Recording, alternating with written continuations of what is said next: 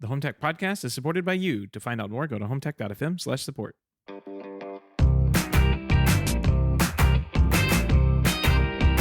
This is the Home Tech Podcast for Friday, October 16th. From Sarasota, Florida, I'm Seth Johnson. And from Denver, Colorado, I'm Jason Griffin. How you doing, Seth? Good, Jason. Happy Prime Day. To you and yours. Yeah. You know, I was thinking this week, and I was like, I wonder if we could... Is it even possible to do a show in the smart home without talking about Prime Day? Well, have you purchased any Prime Day deals, as they are calling them? Well, this is part of what I was thinking about, Seth, because I had zero intention of participating in Prime Day this year. I just was like, it just wasn't really on my radar, and there's nothing that I really need that's all that pressing. But lo and behold, I get a text from my wife, of all people, who's like, she's not like anti-smart home, but she's pretty ambivalent about it generally.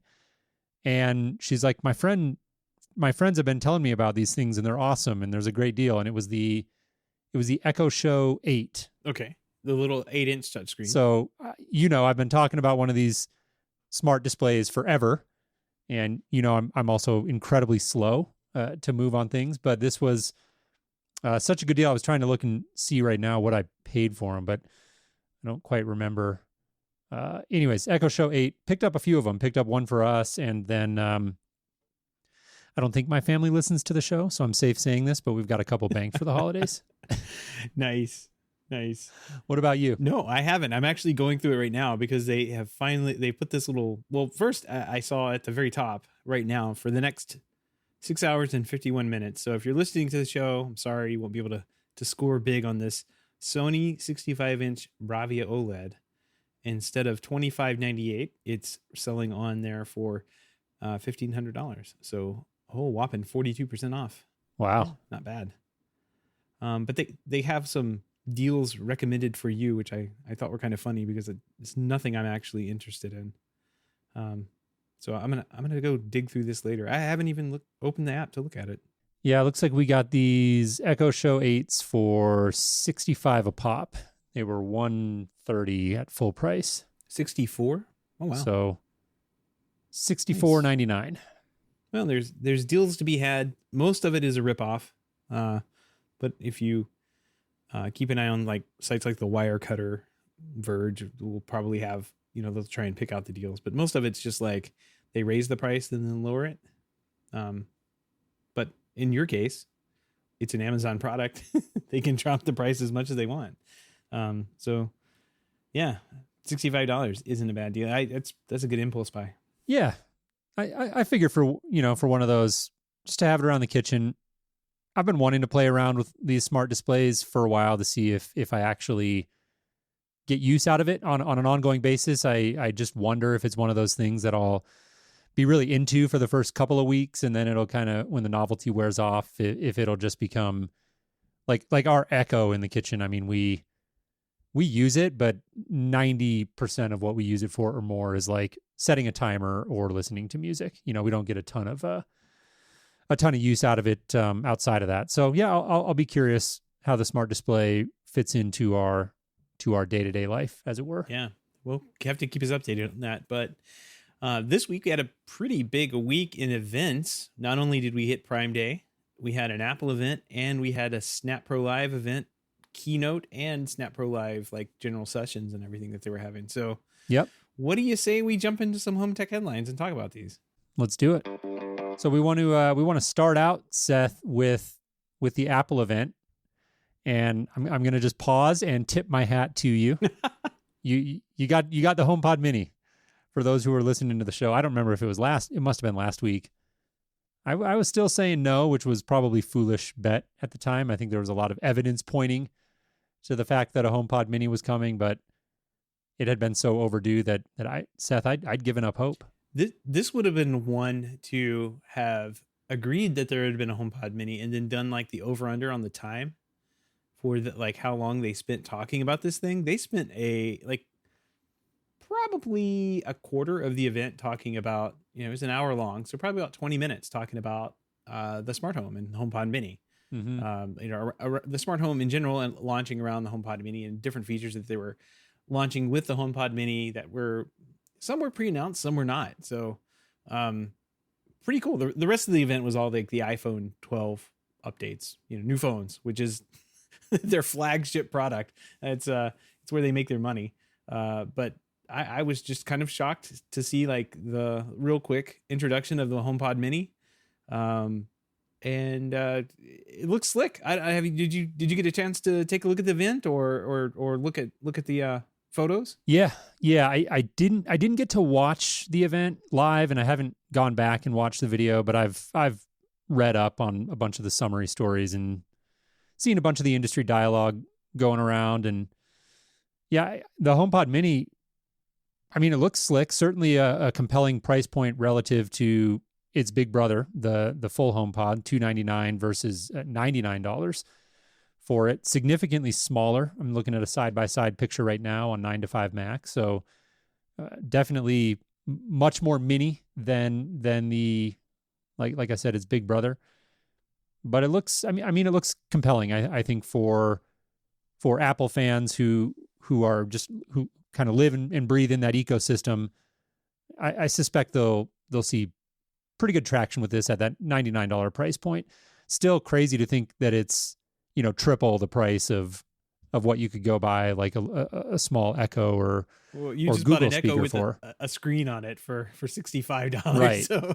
Right. Yeah. So it's still definitely when you compare it, relatively speaking, it's still a premium price. But right. I think that Apple's clientele has always been willing to pay a premium for Apple products. So $299 was a big a chasm to cross, but I think at that $99 price point, I suspect this will be pretty popular. I think it's going to be very popular, especially since it integrates. I mean, if you're already integrated with like HomeKit in your house, this one's going to be pretty big. There was a couple of like flagship features. I don't think. Well, it depends on how well they work, but I don't think that I saw coming. But we'll kind of get to those. First, let's just kind of like describe this thing. It looks like a little small orb. I guess it's taking. It does. That form factor is really becoming the thing, similar to the new Echo. It's not a tube anymore. It's like lady in a golf ball. I don't know. Like it's a softball, I guess. Yeah. It comes in black and white, or I guess what do they call that? Space gray, white and space gray. Has a full dynamic driver inside of it that kind of points down, and then like these two passive radiators for bass on the side. So they say it sounds pretty good. I do want to get my hands on one of these days and take a listen. I suspect it'll sound marginally okay, probably better than like Google Home Mini. It'll probably sound a lot better than that because that's like just a tiny hockey puck looking thing. Right. So these are supposed to. Now they were bragging about how these have like the 360-degree audio and has the like an S5 chip in it, which they said enables that same computational audio that the bigger HomePod has. So that will be interesting to see how, like, if you put it in the room and start playing sound, it'll start listening to the reflections that are coming back off the wall for that sound and adjusting the dynamic range of the song that's playing. It makes sure it's actually kind of a cool feature. When you're playing the audio on a HomePod and you just crank it all the way up. Usually on a smaller system, you start hearing a woofer give out, or you'll start hearing the high end distorting. You don't hear distortion on these things. They just they get up to their max. You'll hear the woofer kind of drop down a little bit, like the bass will drop out, but not like go away. It's still there, but they balance everything so you don't have that weird audio sound. So it's a neat system. That is interesting. And it, of course, plays. It's like just like Sonos, everything else. It syncs across the rest of the house.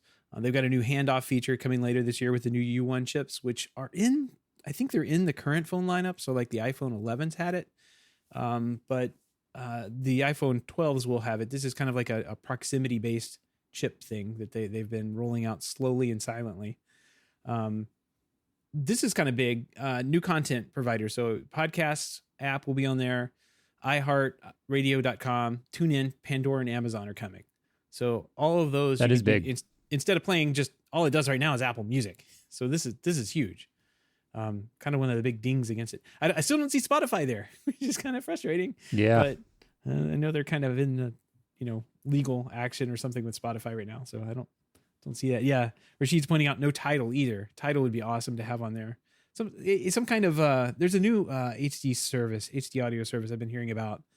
It's kind of a shorter name. I'll have to remember what it is. It starts with like a D or a B or something. But people have been talking about that and how it sounds so much better than title. So I'll try and remember what that is. Is it Deezer? No, it's not Deezer. There it is. Quobuzz. Okay, I was way off with the Q, but Quobuzz. That one I've been hearing a lot of buzz about and how good it sounds. Interesting. So those are the type I would love to see. Tidal, Deezer, Quobuzz, like all put on a HomePod, because I mean it sounds decent. It's a decent sounding speaker. Maybe not a decent sounding $300 speaker, but it would sound a lot better if I could play something other than Apple Music on it. Right. Right. But I think the biggest feature I saw announced on this thing was this intercom feature. So this is cool, Jason. You can make intercom announcements basically off your phone or, through using the Siri on the HomePod, and it'll announce to other HomePods in the house. Your voice will come over those and say, hey, I've got pizza. It's time for dinner, that kind of thing. But it also gets pushed out to other devices. So like you can trigger, you can say, hey, whatever. I can't do it right now because it's right there. I'm staring at it, hoping it doesn't. I don't trigger it. But you can say, hey, let's start a movie in 5 minutes or something like that, and tell everybody we'll start a movie in 5 minutes, and it'll go out and push that notification out to all the HomePods. But if you have like an Apple Watch, it'll ding somebody on that too and play. Oh, cool! They can play it on their Apple Watch. If you're in the car, you can push the button on the car, and through CarPlay you can say, hey, I'm headed home, and it gets pushed into the whole ecosystem that's using intercom. So I think it's a really cool feature that they've added in. There's no one else. I mean, Amazon has an intercom built into the Alexa stuff, but they don't have, I don't think they have anything that you can get into the car. They do have a car Amazon thing, but I don't think they have anything like this. Right. They don't have a watch. Yeah. I was, just thinking about Control 4 has like their intercom anywhere, which we'll probably talk a little bit about that when we get to the SnapAV event. But I liked, when I first heard about intercom anywhere, one of the features I thought was cool about it is that number one, in my mind, I was like, man, we had an intercom in my home when we were growing up, and it's like, just you walked up and you pushed the button on the wall and you could announce into the rooms, and like it got used sometimes, but it didn't get used a ton. And so when I saw that intercom in the home was now becoming a thing with Control 4 and Amazon and others doing it, I'll be honest, at first I was kind of like, okay, whatever, probably not all that useful.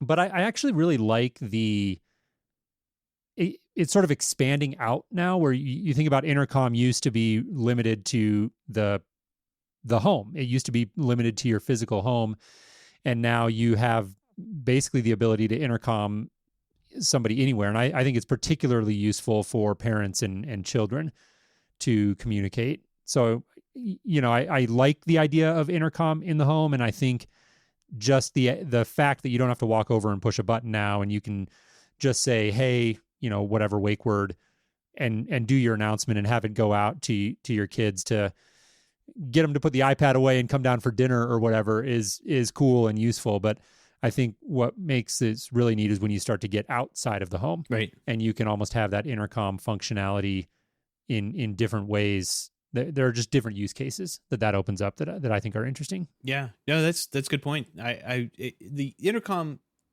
anywhere is more like a phone call. Like you can call somebody's phone, I guess, from a touchscreen, which is awesome. Like that's a really cool, actually really good use case for getting intercom outside the home.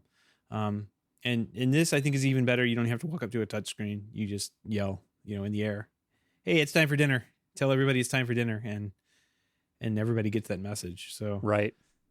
So I got a question for you, Seth. As I didn't watch the event, I didn't see this in the particular stories that I read. I know that one of the stories that I read did point out that the HomePod Mini can be used as the default speaker for an Apple TV. Do you know, is there any way to pair like multiple of them if you wanted like a stereo pair, for example? Yeah, they mentioned you can do. I mean, you can do that. The answer is yes, but they also said that it does this intelligently now, which is a different process. Like right now, you have to pair them in the Home app together. But this, what they said in the video is different. It says if you put two of them in the room and you're playing music, they will automatically figure out they're in the same room and become a stereo pair. Interesting. So that's kind of cool. I mean, to me, that's kind of cool. Yeah, no, it is. That is cool. $99 price point, like we said. And there is one more thing, and I don't know if this is like new because I'm the only one that uses this thing. I haven't really tested it, but like they said this will have multiple voice support. Basically, they can, if you walk in, if you and I had lived in the same house here and you walked into the room and said, you know, give me my schedule, it'll give you your schedule.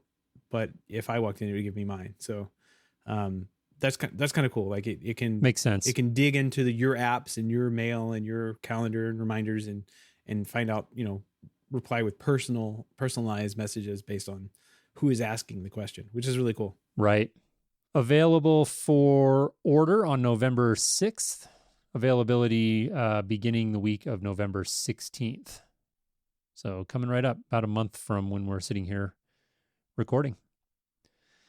Seth, I know we don't talk a lot about iPhones, but what was your take on the iPhone 12 lineup, I should say? Is there multiple? Yeah, the iPhone 12 looks pretty amazing for just the flagship phone that they have. And then they have well, I guess that's in the flagship. The flagship's the Pro model, but I mean, for their general, like just having a generalized phone, it looked amazing. It's got a ton of really good features. They've got 3 different sizes now, which is wild.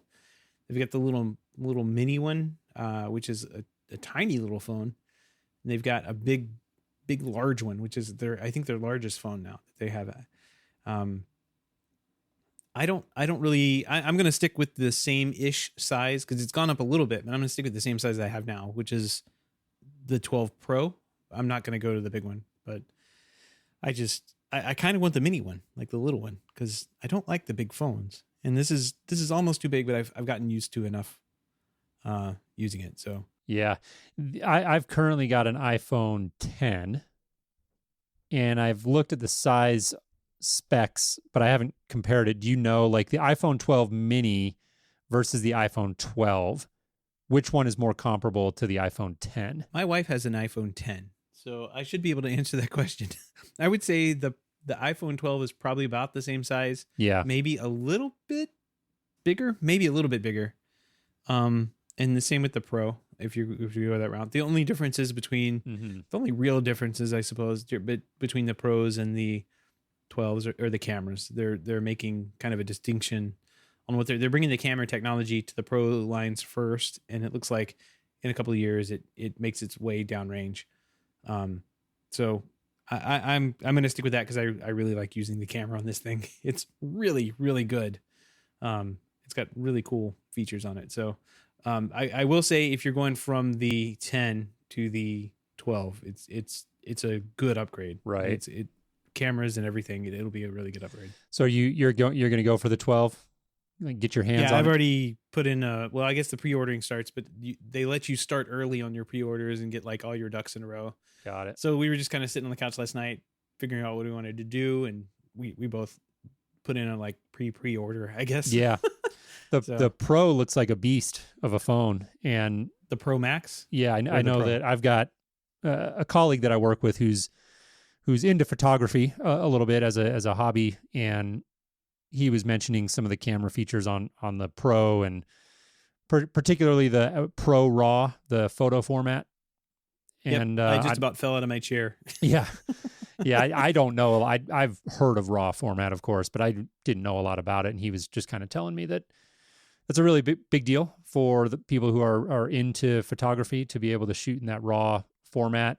Yep. And I think it's really interesting to think about, like, at what point, like what is the opinion in the photography community. I'm sure most people still scoff at this notion, but like, at what point does an iPhone become really a legit, almost professional level camera? I mean, the technology is just, it sounds intense. In some ways it is, and in some ways it isn't.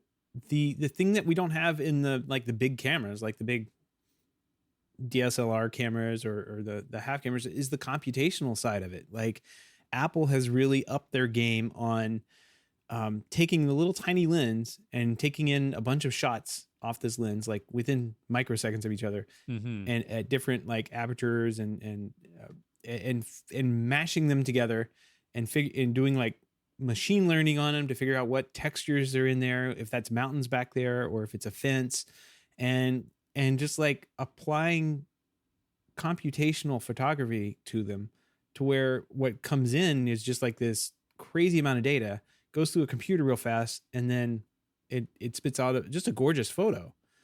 You don't have that right now on the big cameras. Like you can take a raw photo and then you can go into Lightroom or whatever and process it. But like it's not gonna, unless it's not gonna do nearly the same in an instant like something like an iPhone would. I will say, like, if you're sitting at a restaurant or something, and like a low light restaurant, and you want to take a picture real quick, the iPhone is by far and away the best option. You're just not going to get the same type of photo or the same quality of photo off of like a big DSLR, unless you have like a tripod and like have a huge prime lens, like open aperture, like a huge lens that you can bring in all the light real quick. And it's just the iPhone, for what they've done with it, man, it's really an amazing piece of equipment. All the phones are kind of like that, but the iPhone seems to lead the way every year on photography stuff. So, I still take pictures on both, like if I'm doing family traveling, but I think the best camera you have is kind of the old saying is the best camera to have is the one you have in your pocket. Right. It's like the one you have on you is the best camera, clearly. Yeah. So if you have one, take a picture. And and I'm sure, anyone listening who's into photography is probably like listing off dozens of reasons why the iPhone's not there yet. Like, with the pro cameras, I'm sure you have a million different options with lenses and things that you can do. Yeah. Like, so certainly I am not prognosticating the end of professional cameras here, but it just astonishes me how good these devices are getting as cameras. They're just, it feels weird to even call them phones anymore when you stop and think about it. There was a whole feature in there where they kind of went like over all the photography that people, shot on iPhone type thing. And then they had like, even the video that they're doing on these things, you're able to, now this is insane to actually talk about on the video side. The new cameras all record in Dolby Vision. So every frame has Dolby Vision encoded into it, meaning like all the black levels and light levels and everything that Dolby Vision does is encoded in there. And you can edit Dolby Vision on the phone as well. Like in the past, to edit 4K Dolby Vision, you'd have to have like this huge rig. And they pointed it out. It's like, here's the editing studio that you need with the, Final Cut Pro and all that stuff. And it's like, no, you can do it on the phone now, like, and edit Dolby Vision videos because it takes it. That's really crazy to think about. And they pointed out in the presentation too that there have been a number of shows. One of them was one of Apple's shows. What is that thing called? It was the video game one. I think I had it as a pick of the week. But they did an entire episode off their iPhones. Like they just shipped iPhones to everybody, set up like some lighting and everything. But they did an entire episode shooting off iPhones, which is really cool. They were able to continue shooting and did an entire show in COVID, inside the quarantine. Everybody is at their house just doing their own thing. That's pretty cool. Yeah. Evidently, Greg is telling me that the real litmus test I can pay attention to know when the iPhone has got there is when the adult film industry standardizes on them. That's apparently the litmus test for video formats over the last 40 years. So there you go. I have no idea what the adult video industry is doing, but one other thing I did want to touch on. They're at the leading edge of all technology. Yeah, that's right. Guaranteed. That's right. One other thing I did find interesting, and then we'll move on to the Snap event most likely here, but the wireless charging. That not going out on a limb here is definitely a trend we're going to see continue, and I look forward to that day. I'm not particularly sensitive to cable spaghetti relative to like many other people I know and clients' homes that I've worked in, where people are just like, they just don't want to see that stuff. But it's just gotten to the point now with kids, like we've got, their tablets and we've got our iPhones and I've got my Kindle, and there's just always so many cables and just junk on the kitchen counter, like where we're having to charge all these devices. And I actually really do look forward to the day when wireless charging is just kind of assumed. And I do think we'll get there. We're at the very beginning of it now, so it's still relegated to some of these, I would say, higher end devices. Yeah. But it's exciting to see that technology advancing. Yeah, it definitely adds a little bit of a price bump, I'm sure, into anything to put this like the Qi charging thing into it. It's just another piece of technology that has to fit in there somehow. But yeah, it would be nice to get down the road. I don't think it's the most efficient way to charge your phone. Like, I think it still takes a long time to basically, lay the phone on the mat or whatever and use that induction charging. But if you want to charge it fast, just put it, on the lightning cable or whatever, and it'll charge in 20 minutes or so. I don't know. Am I weird? Like, I just don't, the fast charging thing, like I guess in some cases I get it. Like if you're traveling and things like that, you get sort of out of your routine and you find yourself in situations where it's like, oh crap, I need to charge my phone. But generally speaking, for me, I feel like 98% of the time, like I charge my phone at night, and generally speaking, I don't need to charge it for the rest of the day. Maybe I set it on the charger in the evening if I've used it particularly heavily that day and I just want to give it some juice. But like I just, maybe it's just my schedule and my life and the way things go for me, home, but I don't. Yeah. Always on Wi-Fi, never searching for a cell signal. Yeah. Yeah. Maybe I'm just spoiled. But spoiled. I just don't find myself in situations where like it's just not a pain point for me, I guess. But that could have a lot to do with just the way my life works right now. Yeah. I noticed, I'm taking mine out running, and I noticed that you can, like, if it's using the GPS the entire time, that'll kind of run it down quite a bit. Sure. I think mine may be like the battery may be going on it or something. So it's good time for me to upgrade. I've noticed the GPS kind of can take it down. And of course, if you're on the phone all day, not on Wi-Fi, you're going to pull your battery down a lot faster. It just depends on your use case and what you're doing. The fast charging is super nice. Like if I come in and notice that I'm down to like 20%, pop that on, probably 15 minutes later, it's at 85 or 100. So it's kind of convenient to have.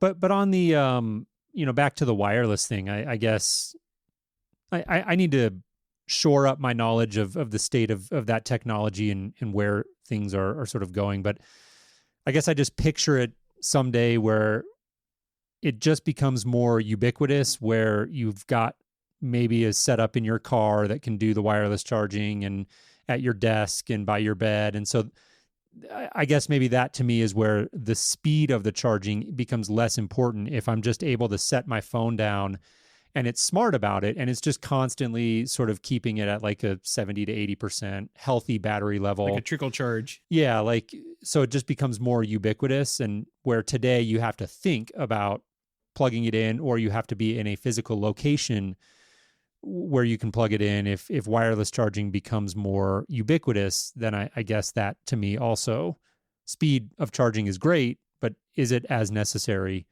if it's just sort of charging without you thinking about it? Right. It's funny you're mentioning wireless, and we have not talked about like the flagship feature that literally no one cares about on these phones is they all have like 5G now. And the specs they talked about getting on the 5G for like download, they can get 4 gigabits per second. 4 gigabits per second. In ideal conditions is what they said, meaning in a lab. Right. And then 1 gigabit per second in not so ideal conditions, probably like real world mostly. Big drop. Yeah, but it's still gigabit internet, Well, it is. Yeah, it's just crazy. It goes from 4 to 1.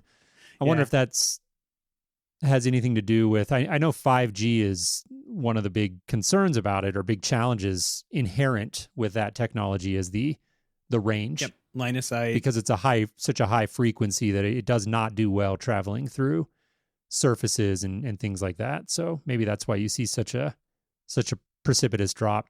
But like you said, even at the low end, I mean, that's gigabit. That's wild. It'll be interesting to see what that brings. There was a bunch of Verizon talk. I think Verizon, was on the stage for a long time, saying the virtual stage, saying that they're going to be rolling out a bunch of 5G infrastructure. I've seen the little towers go up around town. They're weird. They're like light poles. I don't know. Have you noticed them going up? Or I'm sure I've probably seen them. I've not really. They haven't entered my consciousness, right? I haven't noticed them, but I'm sure they're going up everywhere. They're not like, they're very ubiquitous, but they're not as like noticeable as a giant cell phone tower. Right. It's more like a light pole with this weird thing stuck on the top of it, or in some cases it's like a sculpted, almost like a light, one of those like fancy parks that you go to and they have those fancy light fixtures for their, when you're walking through. Like just a very tall one that looks like it has this round. It doesn't even look like an antenna. I had no idea what they were until I saw the permits being pulled. I was like, what is going on? I found the city was dropping off these permits where I'm like, oh, that's a 5G Verizon tower, but they're probably 30 foot tall. They're not, if that, 25, 30 foot tall. They're not very big. Yeah. And they're just plopped around the city. They're just on sidewalks, in the middle of boulevards. I mean, they're just wherever. They have to roll these out like very, very densely, because what you said, you get on the other side of a building and the signal's gone. It disappears. So yeah. Rashid said, walk around the corner and from the tower and watch your speeds drop. Well, that's good. I mean, the aesthetics of it, similar to cable spaghetti in my home. I don't consider myself particularly sensitive to this sort of thing, but cell towers are ugly. And they are, my favorite are the ones that they try to make look like trees or things like that. Do they have those out there where you are? Yep. They've got they don't some have that giant look palm like trees. Unfortunately, they look like giant, like pine trees. Yeah. Okay. They do the pine trees out there too. Yeah. Ours are definitely pine trees. And I don't know. I mean, to their credit, they look better than a non-tree cell tower, but they're bad all the same. So yeah. They also have big flagpole ones. I don't know if you've noticed those, but you'll be driving along on the highway and look over and see this 200-foot flagpole with the flag sitting on top, and it's like, oh, that's, and then it's a cell. You can see the cell phone stuff sticking on it, like it's pretty well concealed, but it's a cell phone tower.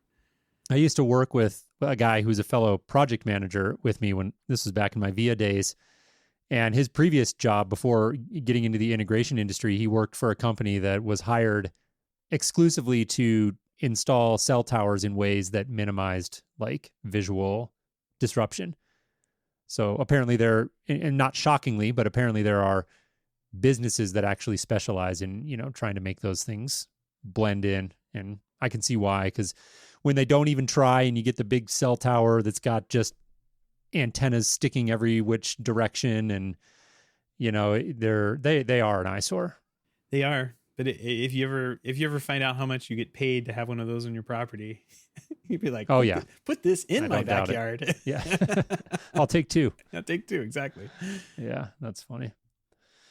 Cool. Well, good. Yeah. Good stuff out of Apple. I think that like I said, going back to where we started, the HomePod makes a lot of sense. And Seth, you won that bet, but there's always the next one. There's always the next. Yeah, exactly. Who knows what we'll have? I mean, having a HomePod Mini in a low cost solution for bringing in the smart home, outside of your phone and into your house. Well, I'm very curious as to what more resources Apple starts devoting towards the smart home. To like, one of the big hidden features, I did not put this in the show notes, is in the fine print, the HomePod has Thread built into it. So Thread is Zigbee. Oh, interesting. So it looks like this thing is going to be ready for the chip stuff when that rolls out probably next year. So they're just getting the antennas in place. But it'll be next year before we see probably anything rolled out that says chip on it. Right. Well, good spot. Yeah. And that'll be something to keep an eye on For sure.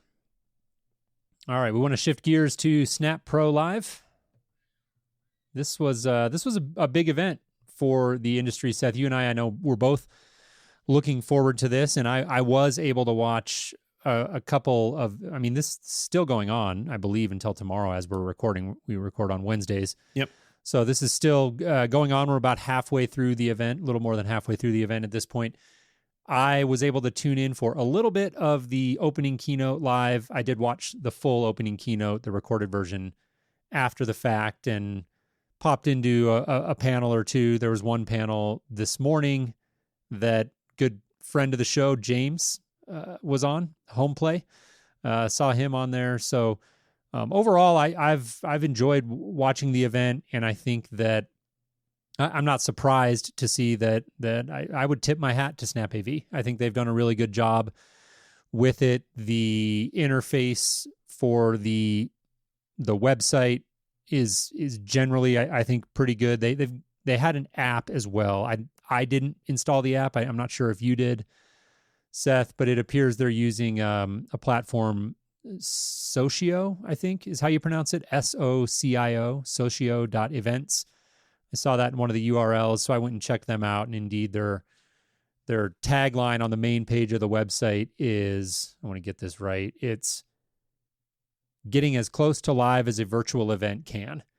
So this appears to be a company that's really specializing in helping companies get these virtual events up to something similar to what a live event would be. And then the last kind of opening comment that I wanted to hit on here with the Snap Pro Live event was the quality of production. The opening keynote was very well produced, very professional. They had leaders on from a bunch of different areas of the company, starting with John Heyman, the CEO, and then working through, Charlie Kindle, G. Paul Hess, Kenny Kim, bunch of other folks. I'm sure we'll get into some of those other names were on there as well, but they all did short segments talking about key areas of the business, and I thought the pacing was really good. The production quality was great. So overall, I thought it was, so far, has been a great event, and I think a good example for other companies to take a look at. Even if you don't maybe have the resources that SnapAV does, you can at least look and draw some inspiration if you're planning your own virtual event. I think they've done a really good job with this one. Yeah. I have only seen the keynote, but you have taken part in some of the classes and sessions, it sounds like. Yeah, one or two of them, not a lot of them. I'm hoping that I'll be able to. I think they're all going to be available after the fact to watch recorded. There's one or two others that I wanted to keep an eye on. But yeah, as far as live watching and participation, I think I've been to maybe three of them. Nice. I did after the Apple keynote abruptly ended, about 60-minute-ish after it started, which is kind of shocking for an Apple keynote to end in an hour. I was able to hop on over to the SnapAV keynote and watch that. And like you said, it was well done. It did move along. There was a lot of SnapAV talk. It took them like 30 minutes before they started talking about anything I found interesting, like new products. Like before, it's like Kenny Kim came on. I'm like, all right, we're gonna get some good OvrC stuff now, But it took him like more than 30 minutes to get Kenny on the TV screen. So, I think they could. I think it's a great first effort, and beef that up a little. They could learn from Apple and see how they were able. I mean, geez, we didn't really talk about it, but that Apple they're firing on all cylinders with their little commercial things that they're doing. They're able just to they talked about environmental stuff that they were doing. They were just able to blow through 1, 2, 3, 4 things right after a row. And I don't know if you looked at how they introduced the HomePod and what they did with that. They had like an entire set, like a house set up without the fourth wall, so you could see into all the rooms of the house and everything. And they kind of went from room to room and panned in and out, and it's all virtual, of course, and all done. And I'm not trying to say SnapAV should do anything like this at all, but the way they just moved everything along, one thing after another, I think was missed on the SnapAV. As soon as you come off something like high, you got your adrenaline running, you've been getting tidbit information, new product, new feature, and you get over to SnapAV and then they're talking about the business for 30 minutes. It's like, okay, we're slowed down now. Yeah, it's interesting comparison. I think to pause on that for a minute, obviously very different audiences, right? Apple consumer all the way, SnapAV 100% dedicated to the pro. Sure. And I think that shined through in this event. I think, a couple of the notes that I made about the keynote, in particular, John Heyman's opening section, the language choices are interesting. There are things that we actually have embraced at One Vision as well. Like we call all of our integrators that we work with partners. We always have. Like I did notice they had changed that. Yeah. So they're using language like partners. They're talking a lot about the investments that they're making to continue to make the business better. And I think it's pretty clear that SnapAV's grand strategy here is to just completely own the professional install. Like they do, as a company, really truly believe in the value of a professional. And as much as DIY and do it for me, consumer focused smart home solutions are growing and evolving, they as a company are really putting their chips down on the fact that the pro is not going anywhere. And so I liked the focus on the business. I could see the juxtaposition. Like if you were just coming from the Apple event and you're coming straight over to the Snap Pro event, it's like a bit of whiplash there, I suppose, because it definitely was much more business oriented, that opening keynote. But they should go first next time. Yeah. Go first. But different strokes for different folks, right? Yeah. Well, I did think it was interesting. Right after, was it John Heyman's? There was someone talking, and I did not write down his name, but I recognize it if I saw it. He was talking about how they are investing in local SnapAV stores to basically get their product to dealers as fast as they possibly can. I mean, if it's local, how fast can it, there's really no shipping. You just go down to the local SnapAV branch and pick it up. And they've made some, significant investments in, buying up distributors here in the States and opening local branches. They showed some pictures of it. Looked really nice. You go in and pick up some episode speakers or Arachnus network stuff, just pick it off the shelf and take it out to the job site from there. You don't really even have to stock anything in your warehouse anymore, which is just kind of nice, kind of like a just-in-time type delivery mechanism for the professional install industry. Yeah, absolutely. I thought that emphasis on local selling and local distribution was interesting as well, and then not surprisingly, continued emphasis and discussion even at the very early stages of the opening keynote from John Heyman about the continued investments that they're going to make in e-commerce and really continuing to shore that up. And that really, if you go back to the beginning, that's like what put SnapAV in the position they're in today. Like that was rocket fuel when they were like the first one. And it sounds so obvious now, but these things always do when you're looking back, right? It always looks like a straight line looking back, but they really seemed to crack the code when it was like, hey, how about just making it really easy to buy stuff? Yeah. Right. As obvious as that sounds, like that's been their MO forever. Yeah. Make it easy for the dealer. Yep. I mean, it's people. I mean, really don't understand like what was going on back then. I don't think it's like I had vendors and distributors and that they were like, well, can you fax over your order? And I'm like, are you kidding me? I need this now. And they send me a PDF version of an Excel sheet of their pricing list. And I'm like, or a PDF, a beautifully done PDF with all their pricing kind of mixed in randomly where you can't just look at it all in one spot. I'm like, I need this in my ordering system. Can you give me an Excel sheet? Well, here's, it's just like pulling teeth. You go to SnapAV, they had all that stuff for you. So yeah, it was night and day when they entered the market. It was a while back, more 10, 15 years ago. Yep. So yeah, they had a number of new product announcements on here. The first one I think was kicked off by Kenny Kim announcing some new OvrC features. And Jason, I see you have a couple notes on there that I didn't take down. So yeah, you want to take that one? Yeah, I think generally I wanted to first mention, I'm glad we came to this early in the Snap discussion, because I was struck not just by I would say not even so much by the specifics of what they mentioned. More so, I was struck by the prevalence of OvrC throughout. It was mentioned by John Heyman early in his opening part of the keynote, and he made reference to cracking the code on recurring revenue as well. Kenny Kim, obviously, it was the core focus for him. I think Charlie Kindle even mentioned it, and it just came up throughout. So it was a big overriding theme in that keynote.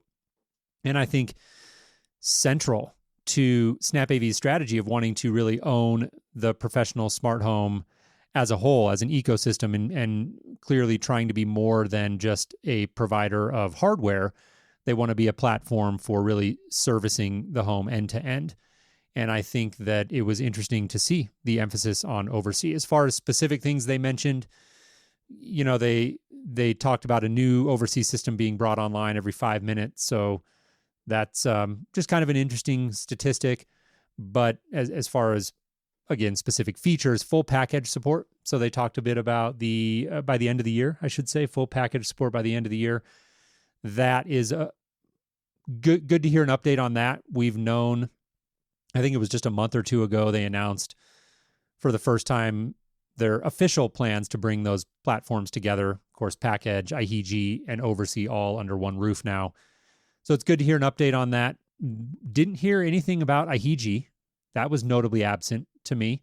They talked specifically about package support, but I didn't catch any specifics, at least in the keynote, about what the latest on the transition plan is for IHG devices. So that's one to be paying attention to.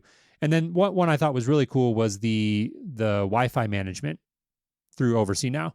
So similar to, I in at least a very loose sense, I'm not intimately familiar with either of these platforms, but similar in a loose sense to something like a Ubiquity platform where you've got one interface to configure all of your access points versus the old pain in the butt model of having to log in to 192.168. whatever and get into the local UI of every access point and get all the settings consistent across them. You've now got the ability to do all that from a central OvrC interface. So that's a nice feature, certainly for anybody doing PackEdge or Arachnus networks. To be fair, I think it's become like expected. Yeah, it's almost table stakes now. Yeah, sure. Yeah. So I'm really glad to see it come to the brand. And this was almost like catch up for them, right? Yeah. Like they really needed to do this. Yep. And I'm glad they did, because it was definitely needed. I mean, it is a pain, like you said, it's a pain in the butt to write down all the access point IP addresses, go to them one at a time, make the setting. Oh, it didn't work. Go to the next one, and retest and everything. It's so much easier to do that in a unified dashboard of some type. So yeah, I think most of the vendors out there have already had something like this, but seeing this come to Arachnus for dealers, it's good. Yeah. And I know there's some comments in the chat room. I know not everybody loves PackEdge or Arachnus, right? That's not, the jury's still out, certainly, on SnapAV as a vendor of network gear and I guess the quality and reliability. I don't know if there are really specific things. I'm not super We've been selling savvy. A lot of ruckus, I can tell you that. with networks and where they're sort of lacking maybe on the specific feature side, but I know generally that I think as if I zoom way out and paint with extremely broad strokes, the industry I feel like still has a big question mark around those lines, but I do feel like SnapAV is moving in the right direction on them. Yeah. Next thing up, I noticed that the PCNA is kind of sticking to the network thing. The PCNA education thing, PackEdge Certified Network Administrator, I guess is what it used to be called. They rebranded it to Professional Certified Network Administrator, and now you can use both PackEdge and Arachnus gear for that certification. I'm say what you will about the two brands, I'm still all for this, because this is This is dealers and their installers need this education. This is something that should not be optional, because networking is hard. And it's not just blinking lights and knowing an IP address or two. It's there's a lot to it. There's entire careers built around this. So getting any amount of education that you possibly can to know how to set something up right, I'm all for this. So this is a good initiative. I'm glad to see SnapAV, rolling it out and bringing it to more than just the Pack Edge crowd, because I think that was more of a Control 4 initiative. Now it's full SnapAV initiative, and they can get it out to the Arachnus guys too. Yeah, and convenient from a branding standpoint that they got to just change the P from Pack Edge to Professional. Done. They didn't even have to come up with a new initialism for it. No. So good on them. No, I think it's great. There was an emphasis on training and continued sort of education for the partners, SnapAV partners in the keynote, and I think that's a great thing. I love it. I think that, as much as CEDIA can and should do for training in the industry, I think that CEDIA will always be a little bit limited in terms of what they can do, because they have to stay neutral. They can't really go into specific brands and talk about those things. And so I think that's not bad or good. It just is what it is. And ultimately, I think that for the industry to continue getting better, again, painting in very broad strokes here, but for the industry to continue improving and raising the bar for the client experience, the training and education has to be a really core component of that. And I think a big component of the training and education has to come from vendors. Vendors have to figure out better ways to do this. And so I think seeing any company invest in doing this, I've got another coworker that I work with who comes from a deep training background, and he often cites the fact that, in business, training is often the first thing you need and the last thing you do. Oh, sure. And sure. I think it's very true. Like, we all have the initial training and onboarding that we do with employees. That's one thing, but it's that ongoing training and the development of knowledge bases and training materials that keep up with your evolving products and services is incredibly difficult to keep up with. And so I hope that SnapAV can lead the way on that with at least handling it in their little corner of the industry. Yep. Another new product that came up, I'm just kind of like going down the list of things that I noticed, kind of zooming. I did watch most of this, but just kind of going back through and picking out high points I saw. I probably did miss a couple things, but they've got some new mega in-room subwoofers that have a little companion app with it that you can use to EQ the sub and turn it up and down, that kind of thing. It kind of reminds we sell a brand that has something similar to this called ELAC, and they're kind of a high-end brand. But this makes setting up like this is kind of a cool trend I'm seeing, like where you have like an app on your phone that has like it has a microphone in the phone. It can analyze the audio in the room, and you could just go around and balance the sub with that. I mean, Sonos is doing that too, but it's nice to see that kind of technology put into dealers' hands where they can go in and set a sub up properly for a room. Yeah, agreed. And I don't have a ton on the audio side. It's just admittedly not a part of the industry that I'm super interested in. But from a business perspective, I did find it at least interesting in the sense that it was a big area of focus for them. Yeah. And I know that it is an area that remains in spite of all of the downward pricing pressure in any technology industry. Ours is not any exception to that. Speakers and amplifiers and these sorts of things do remain a very profitable part of the business. Very good margins in those still. And so that'll, I'm sure, continue to fuel emphasis on SnapAV's side on the audio. Yep. Good speakers. And then they I think they were saying, one of the conversations that I don't know if this is something new that they're doing, and I did not write down the name of they have all different names of their lines and everything, but the gentleman that was talking said something about designers are looking for smaller speakers to basically match the fixtures that are going into the house.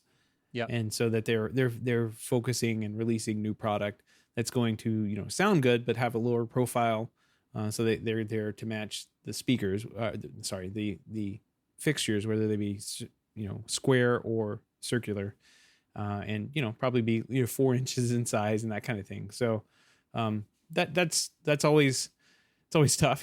You get into like a high end home and they have like super high end fixtures in the house, and you're like, I got this giant speaker to put right here. Is this where you want it? So yeah, anything we can do to keep the ceiling clutter down and make it look like it's built in part of the room is a good thing. Is a good thing. And that, you know, brings up a good quick point, just that like aesthetics in the home are always changing and they're always going to be changing. And that's a great thing for the professional home technology industry, because it means that there's always going to be opportunities to continue evolving the way speakers look. And the performance enhancements are great. Those are a whole nother thing. But like, even if the performance stayed steady, there's always going to be opportunities to make architectural speakers match the ever evolving aesthetics of the home. And again, that's a great thing for all of us.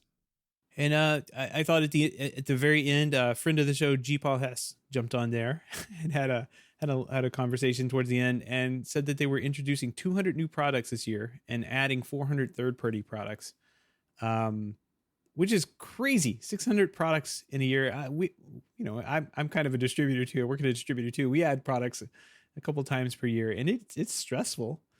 But 600 products, it would be maddening. So yeah, it's a pretty amazing feat. I can't imagine SnapAV is a particularly relaxing place to work. I can't imagine either. Yeah, it's crazy.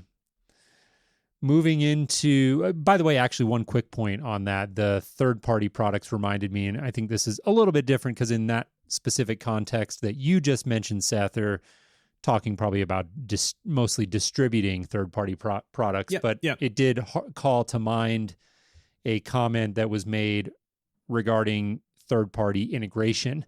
And that was a note I made about, again, going back to the very opening section of the keynote from John Heyman, ongoing commitment to openness and integration.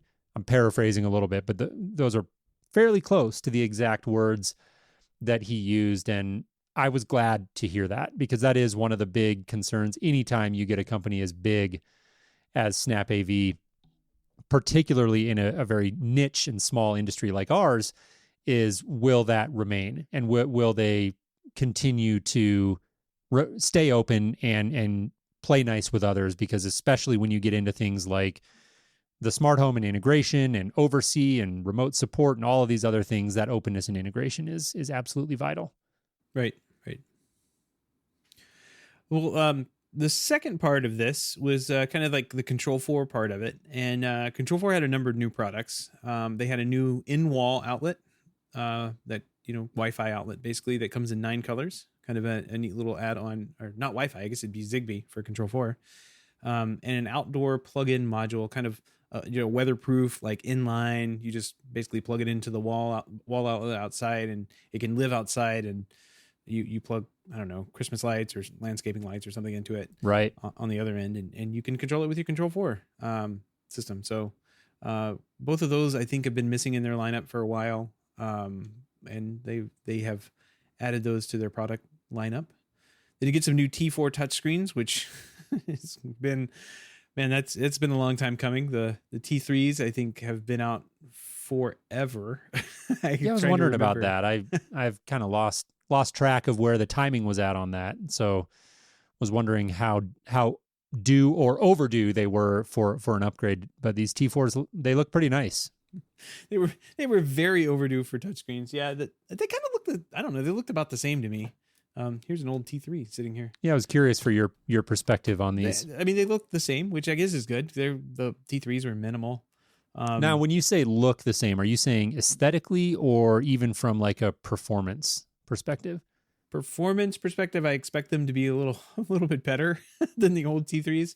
The T3s were just, I mean, they're long in the tooth. I think it's like Android 4.2 on these things. So that's what, 10 years ago? I don't know. It's Wow. It's a good ways back. I'm not sure what version of Android these are going to be running. Or she's saying they're hopefully faster. I agree. Performance wise, it should be just night and day difference if they're putting anything modern in there. One of the biggest things that they have improved on this is on the in wall. There's two versions of it, a 10-inch and an 8-inch, which is nice.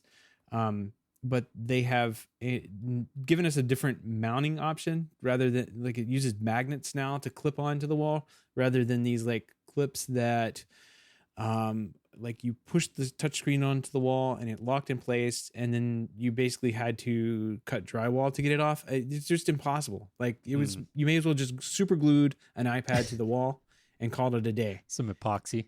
Yeah. That's JB Weld or something. So they have done a good thing for the installers out there who have broken many touchscreens and drywall trying to get these things ripped out of the wall because they either lost the little bracket thing that you use to take them off the wall or were impatient or didn't line it up right or whatever. I don't know. Like I have broken many of them in my lifetime and I stopped installing those 6 years ago, 7 years ago now. So like it's been a while. Those things are just a pain. I'm glad magnets. How do they work? You know, it's this new cutting edge technology. That's right. Exactly. NEEO remote in scarlet red, limited edition. Seth, what do you think of this? What's your take? I don't know. They've done this before. They did this with the T3s when they came out years ago. I guess if you want a red remote, there it is.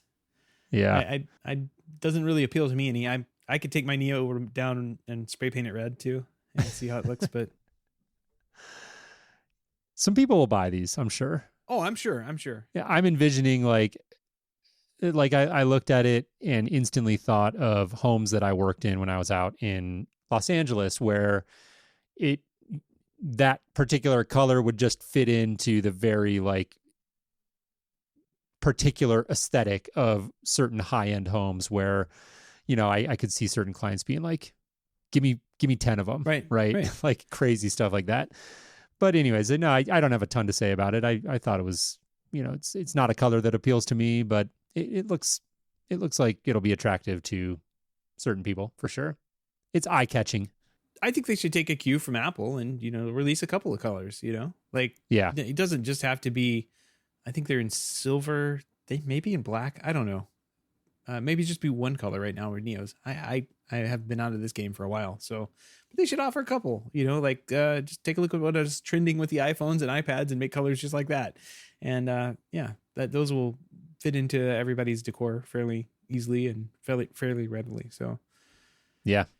Volume control feedback on the 260 remotes is kind of cool. That's in the new software update. So everybody who has 260 remotes will get that. You have when you press the volume up and down, I guess if you have a source that gives you the volume feedback, you'll get the volume number or the percentage on your 260 remotes, which is kind of nice. Those haven't been touched in a very long time either. Right. That makes sense. There was a couple other things, Seth, here that several things here I wanted to get your take on, but these ones in particular. Ted Hager mentioned that interfaces are getting automatic updates now. So that's one. And then this might be totally separate, so feel free to break these apart completely. But there was another one where I'm sure these are totally separate, I should say. But there was another point he made that something to the effect, it was a very passing comment, but something to the effect of driver development getting easier. Like they had done some things to enhance the driver development process. They didn't seem to go into any details, so I'm not sure if you even have any comments on that, but I was interested to ask you about it. Okay, so let's start with the interfaces being to be able to update. Like, so Control4 did this weird thing a couple of, I don't know, months back, maybe. I don't even remember what it is. It's all kind of like blurred together this year and last year at this point. But they did like a rollout of a feature. I want to say it was just a couple months ago, where they added in. They released 3.0, right? The big 3.0 release with the new interface on and they released it without having like a section or a button, like a comfort button or something like that. And it's kind of weird because like if you were on 2.9 or 2.10 and you upgraded to 3.0, Like all of a sudden you couldn't control your thermostats from your TV or something.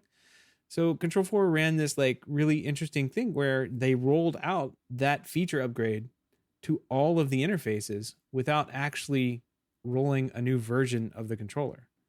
Does that make sense? Like the dealer didn't have to go out and hit update. Yeah, Like I think so. The feature just appeared there. Yeah.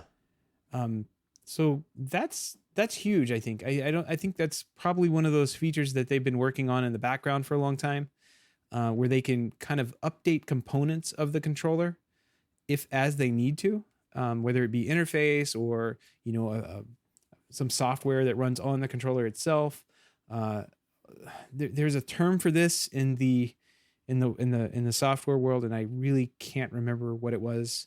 I was from like 10 years ago when I was actually doing the same thing with another company. But it seems like they have put all of those pieces in place, and now they can basically just kind of pick and choose if they have a hot fix or something, or they find a bug in the interface and they want to roll it out without having to have the dealers go out and press a button on every single install. They can just slip that in and it gets updated, and there's no rolling a truck involved, which is awesome, which is really good. Yeah, I think that's what big. most people would expect to happen these days. Yeah, that makes sense. I feel like generally, again, I might be conflating topics here a little bit, but generally, I've liked the trend in technology over the last however many years where like automatic updates are just something that you just have to think about less and less these days. Like generally speaking, I just turn on automatic updates and let it do its thing, where in the past, like it was something you had to be very conscious of and you had to always be sort of giving effort to updating things. And so I like seeing that trend continue in the professional space, not just for the fact that I think it's better for consumers where you can patch things automatically and more quickly, but also from a business perspective, like you said, not requiring professionals to go out and manually do these updates and be in the home to do every little thing is self-evidently good. So I'm glad to see that. And as far as the driver development getting easier, it's kind of hard to say. I don't know that it has gotten any easier. One of the big things that has been a kind of a push in the last couple of months that I've been kind of involved with them on was they have moved all their documentation over to GitHub. So anybody can actually go to github.com/control4 and see the DriverWorks API documentation and see basically how drivers are all put together and that kind of thing. That's kind of big because as I was complaining about before with PDFs, that's what we were getting in the past, were these kind of broken PDFs that had all sorts of errors in them. They were never really like fully updated. Now what we can do is actually fork. It's kind of a more, we could submit our own edits, I guess, back to them. So like if we find a bug in the documentation or a bug, something broken in the documentation, we can submit a bug back to them and they can actually push that into the documentation. And as soon as they do that, it goes live to their documentation online. So it's kind of a nice, it's very nice to have them have moved. There's been a ton of work that they've done to get that up and going. So that definitely makes driver development easier. And then some of the things they mentioned, like there's a driver add driver feature. I really don't find that very compelling to use at this point in time, but maybe in the future it'll be a little bit more user friendly. But I can say, I have to pause because I have feelings on this. This is what I do as my day job, so I'm not going to pick my words wisely. Control 4 has been a lot more responsive on the development side after the SnapAV takeover. So it really feels like I'm working with a company who was a partner in the past, but they really want to be a partner now. And there's more interaction, like suggestions that I can make go up the chain, and I actually get a response on them. So it's definitely feeling like more of a partnership with them there in that respect than it ever has before. And I say that ever has before. I've been doing driver development with Control 4 stuff for like 10 plus years. I don't know, maybe not 10 years, but since 1.6, which is way back. So it's really nice to see see them working on not just the like new hardware announcements, the stuff that we've gone over, but like the actual product. It is a pretty advanced system, and it's nice to actually get in there and actually, as a developer, be able to get in and integrate things and do my own things. I've been like, we were just talking for the show. I integrated a Yamaha MTX driver this last week. I've been working on that thing since January. Like, it's been a long process. It's been in beta test in a bar.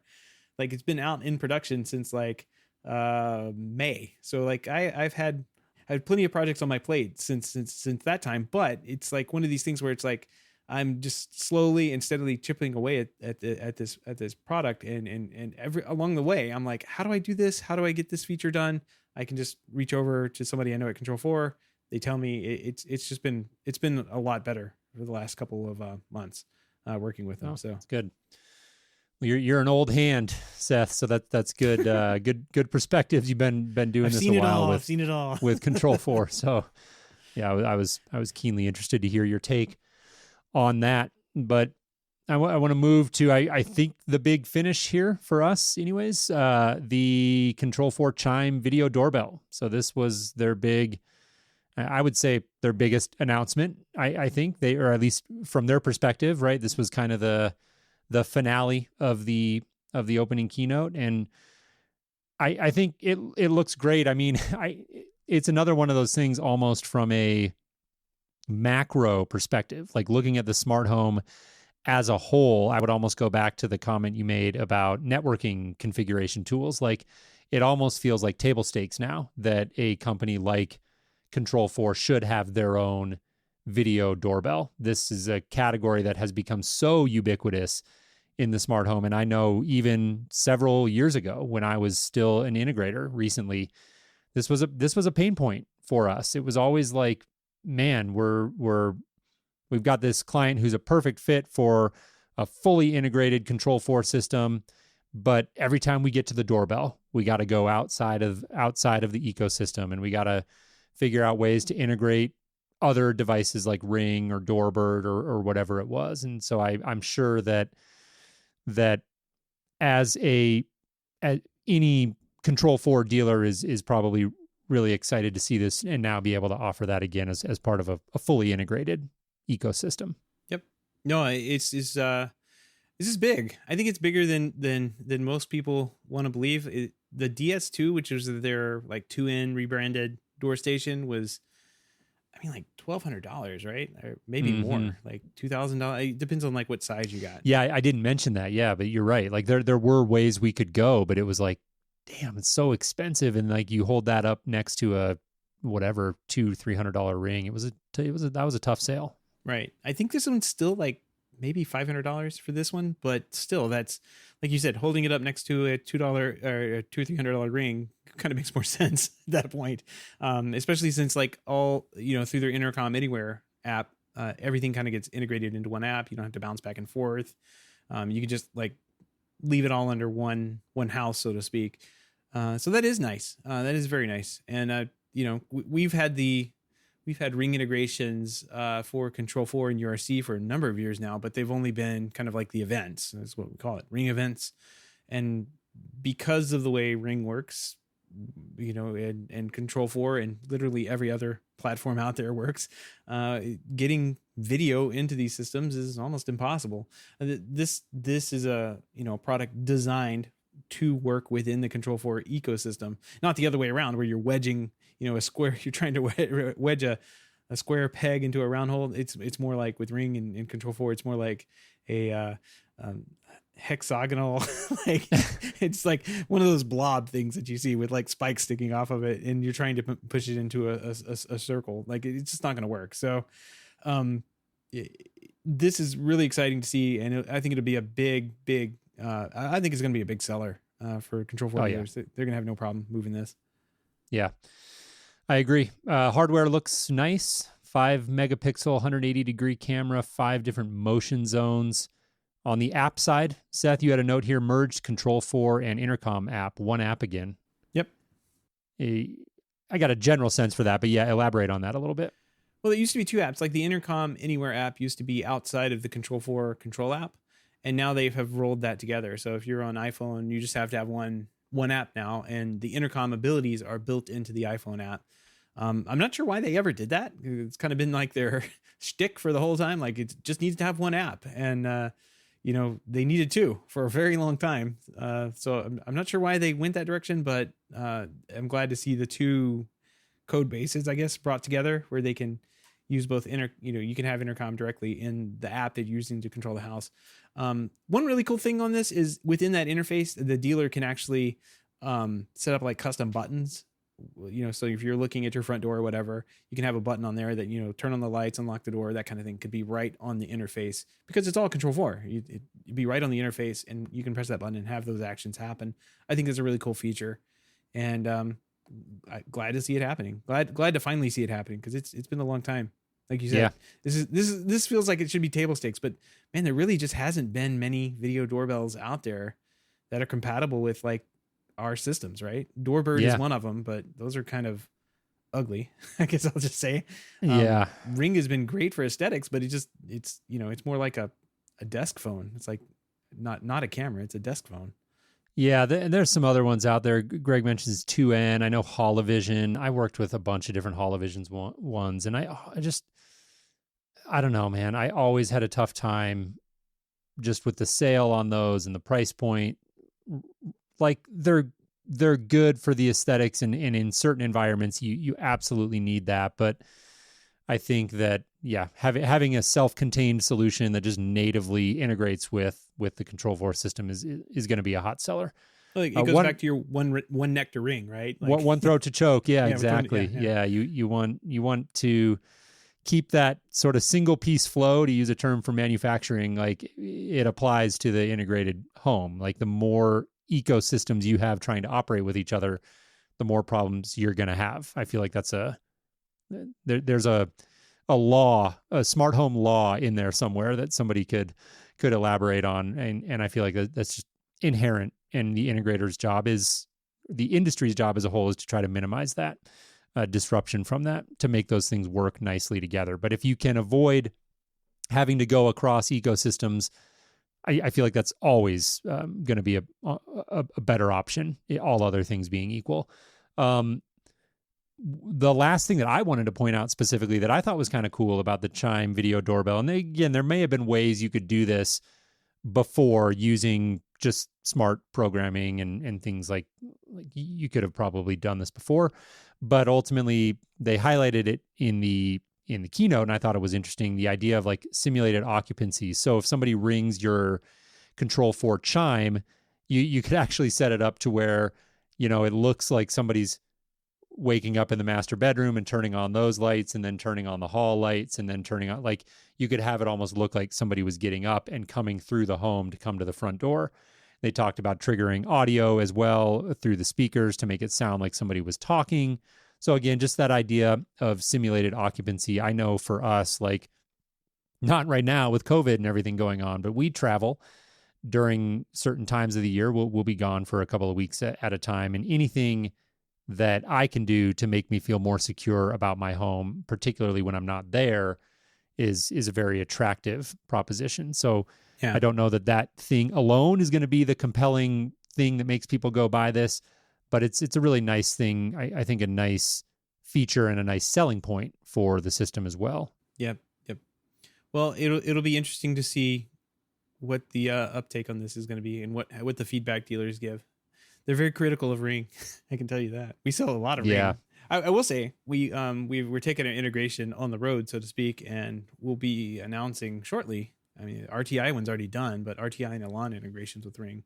So it'll be the same Ring events. Still can't get video into these systems, but it's still reasons that a Ring device may show up at your job site, right? Like, the customer can go down to Costco and buy whatever they want for $100. And if it's there, and you still have the ability to integrate it with basic events functions, I think that's pretty huge. Yeah, absolutely. So all in all, a couple of really big events this week that lined up same day, literally, as when the Snap Pro event started. So it's been a busy one, and this was fun getting together and hashing it out with you, Seth. Yep. This is it was a stressful Tuesday. It wasn't so bad. Like my wife wanted to watch the Apple one. She's been jonesing for a new phone. She's like I said, she's on the 10, like you, and she's wanted to see what they were going to come out with, because I've been telling her, I've been like, all the new phones they're going to show them off on Tuesday, so we'll watch it. And we were in there making tacos and watching the There you go. the Apple event. Love it. Love it. Well, all the links and topics that we've discussed on this week's episode can be found in our show notes at HomeTech.fm/323. HomeTech.fm/323. While you're there, don't forget to sign up for our weekly newsletter. We'll send you show reminders and other occasional updates about all the great stuff going on here in the world of home tech. Once again, that link is HomeTech.fm/323. Yeah, and don't forget, you can join us in the chat room live Wednesday, starting somewhere between 7 and 8 p.m. Eastern tonight. Find out more at HomeTech.fm/live. Seth, big pick of the week this week. We passed a milestone a while back. I'm not going to steal your thunder on this one. I'm going to let you tee this one up. I almost just left the number on there just to see what it is. But yeah, we don't toot our horn very often, Jason, because we don't actually look at the numbers for our shows. we come on, we record, we put the show up, and whoever's listening listens. And it's just kind of like a labor of love and a passion project for both of us, I think. But yeah, we did pass a huge milestone. We've passed the I went and looked at the statistics, and for the lifetime of the show, starting way back on February 2014, geez, how young were we then? Yeah, crazy. We have had 509,000 downloads of the show, of all the shows. It's awesome. That's wild. That's great. Over 500,000. That's huge. Yeah. So big number. Thought I'd put it in as the pick of the week. Just to kind of toot our own horn a little bit. We got to do it sometimes. Good old pat on the back. But yeah, have a 500,000 downloads. Kind of wild. Yeah, that is pretty cool, and it's been a lot of fun. I won't ramble on about this for long, but it's hard to believe it's been six years, and really have had a great time putting the show together with you, Seth. And most of all, just the people that we've met, the community around the show. It's all really great stuff. So yeah, this is absolutely cool. I'll go check the numbers periodically. But yeah, just didn't realize we were quite approaching that milestone. So that's really neat.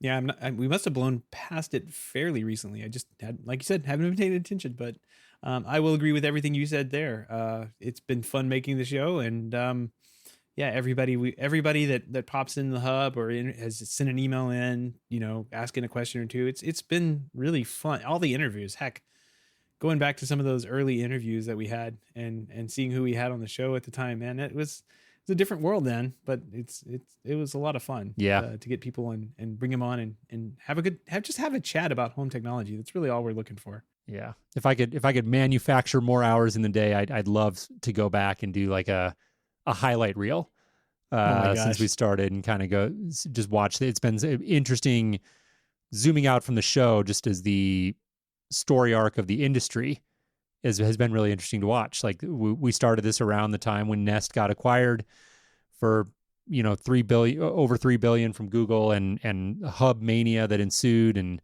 then that sort of tapered off, and Kickstart, yeah, like all of that. And it's been an interesting ride for the industry as a whole, not just for the show. Right. So, well, if you have any comments, feedback, questions, picks of the week, or great ideas for a future show, give us a shout. Our email address is at feedback@HomeTech.fm, or you can visit HomeTech.fm/feedback and fill out the online form.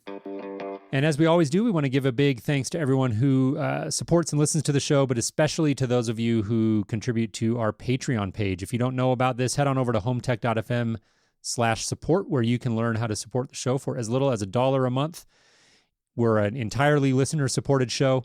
So we really appreciate all of those pledges. Any pledge over $5, we'll give you a big shout out on the air. But every pledge, even at that $1 level, will give you an invite to our private Slack chat, The Hub, where you and other supporters of the show can gather for daily conversations about home technology. And let's see, what was the topic this week? I think some theater design stuff. Theater design, yeah. We had lighting. Some productivity chat this week, which I'm always good for. So yeah, good stuff. Good stuff. Yeah. And if you'd like to help out but can't support the show financially, we'd appreciate if you throw us a 5-star review on iTunes or a positive rating in the podcast app of your choice. We're aiming for that 5 stars, 300 and some odd episodes into this. So throw us a review. It really helps out people finding the show and helping us, stay motivated. Like, we don't look at the numbers, as we said, but it keeps us motivated to keep going. Yeah, so. Absolutely. All right. Well, Seth, that'll do it for our show this week. Had fun, again, hashing these events out with you. We've got good show lined up next week. We're working on getting a guest from Ring, so stay tuned for that. I won't say a ton about that, but looking at getting someone on from Ring, so very timely. We had quite a few conversations here about video doorbells, and be sure to tune in next week if you're interested in deeper dive into that category. Yep. Sounds good. Well, thanks everybody for listening in, and those are listening live and interacting with us in the chat. And Jason, have a great weekend, man. All right. You too. Take care, Seth.